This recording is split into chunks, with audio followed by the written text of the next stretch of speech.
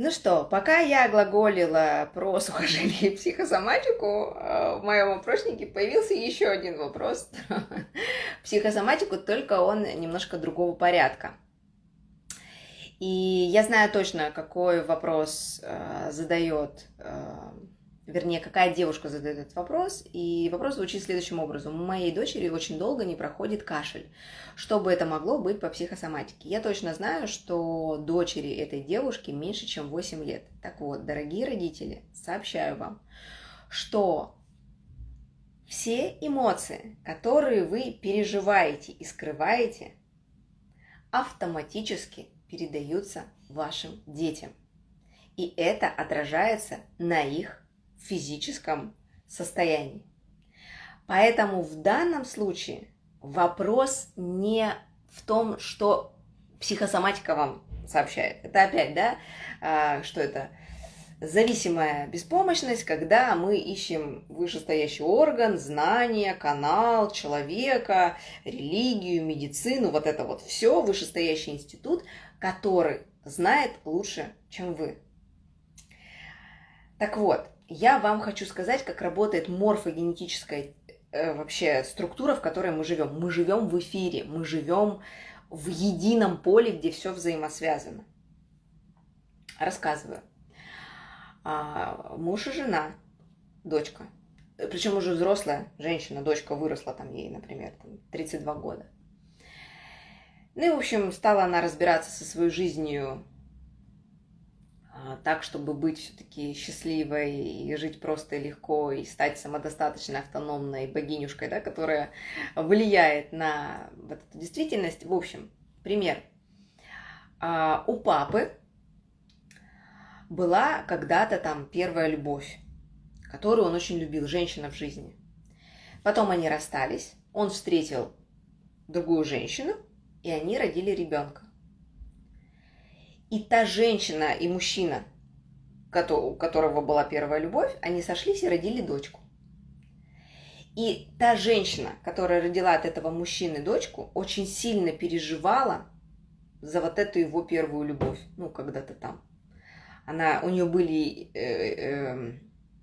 переживания по поводу вот этой женщины, которую любил отец их дочери.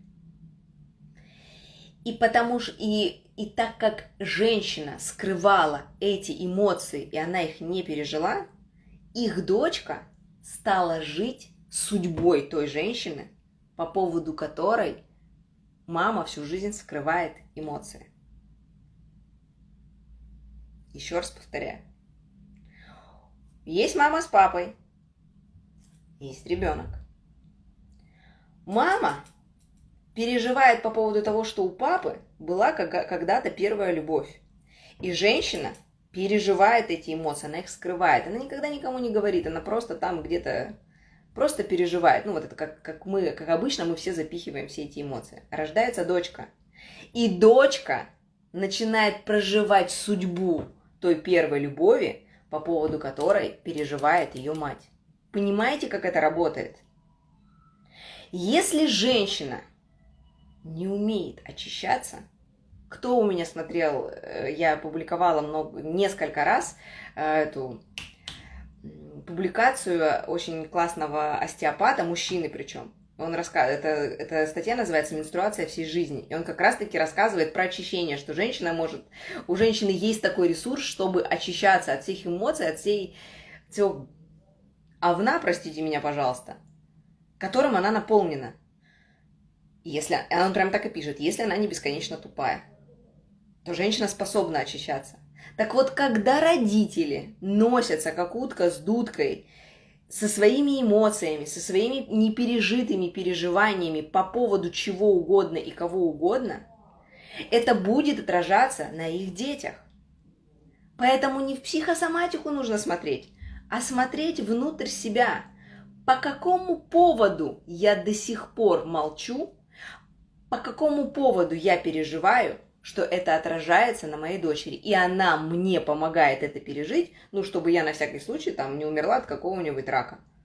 Вы понимаете, как это работает? Поэтому перестаньте искать что-то во внешней среде, и как будто кто-то знает лучше вас, Что происходит? Приходите на курсы, я даю инструменты для очищения. Я только что и говорю, автоматическое письмо, я веду для вас эти прямые эфиры. Их надо конспектировать, а еще нужно делать то, что я говорю, а не просто слушать. У меня есть YouTube-канал, и есть безумное количество бесплатной информации, которая вам может помочь здесь и сейчас. Но есть заученная беспомощность, ведь есть такой, волшебник в голубом вертолете, бесплатно показывающий кино, понимаете? И вы смотрите что-то кино и нифига не занимаетесь своей жизнью. Приходите на курсы, приходите на консультацию. Естественно, на консультации или на курсе вы рассказываете свою ситуацию, и я начинаю понимать, что происходит, задаю вам вопросы, и вы начинаете осознавать, и все это как рукой сняло. Есть мощнейшее противоядие, которое я также давала уже несколько раз. Повторю это в прямом эфире. Кто не бесконечно тупая, запишет это от руки, повесит себе на стенку и будет своему ребенку помогать каждый день и читать это. Прости меня, пожалуйста. Мне очень жаль, что так получилось. Ты маленькая, а мы большие. Мы даем, а ты берешь. Наши проблемы с папой тебя не касаются. Мы со своими проблемами разберемся сами. Ты для нас только дочь или сын. И дверь в нашу спальню для тебя закрыта. Я люблю тебя. Будь, пожалуйста, счастлив или счастлива. Я благословляю тебя. И ваш ребенок спит, а вы это ему говорите. И по морфогенетическому полю ему записывается определенная нужная, определенного формата информация. И он себя освобождает. Ко мне приходила как-то клиентка, а у ребенка было недержание кала. Женщина водила своего ребенка 4 года по всяким неврологам, пичкала его таблетками, где только этот бедный ребенок не был. Она пришла ко мне один раз на консультацию. Я сразу ей сказала, говорю, вас бьет мужчина? Или, что происходит? Она говорит, даже если там что-то было, то ребенок-то мой не видит. И в этом фундаментальная ошибка. Мы понятия не имеем, где мы живем. У нас нет истинного мировоззрения, как работает этот мир. И мы думаем, что нужно только видеть то, чтобы что-то повторить. Нет. Дети все считывают, всю информацию на морфогенетическом источнике. Даже они, если это видеть не будут, они это все почувствуют, и все это отразится в их сознании, как отпечаток. И с ними что-то будет происходить в физическом плане. Так вот, женщина пришла с этой проблемой, ребенок уже пошел в школу, и это стало действительно проблемой. В этот же день, когда она произнесла ему эти слова, все прошло. Она мне позвонила через месяц и сказала, я так боялась, что это возобновится. Говорит, но в тот же день, когда я была у вас на консультации и стала ему произносить эти слова, произнесла в этот же вечер, все прошло. Делайте выводы, господа. Поэтому процессу очищения и тому, что происходит истинному мировоззрению, я обучаю на всех своих курсах. Это не отдельное какое-то звено, которое разрешит все ваши проблемы или все у вас будет в шоколаде. Мир – это познание, жизнь – это познание. И ваша задача – познать свою многогранность. Для начала вам необходимо вернуться к своим настройкам, получить те инструменты, которые позволят вам очищаться. И женщина способна к очищению, ее так создали, что каждый месяц она может стать девственна и чиста, как майская роза. Вот и все. Осталось только сделать, представляете? Осталось только стать этими знаниями, а не просто говорить о том, как надо жить. Вот что я хотела сказать по поводу того, что происходит с вашей дочерью, кашля и психосоматики.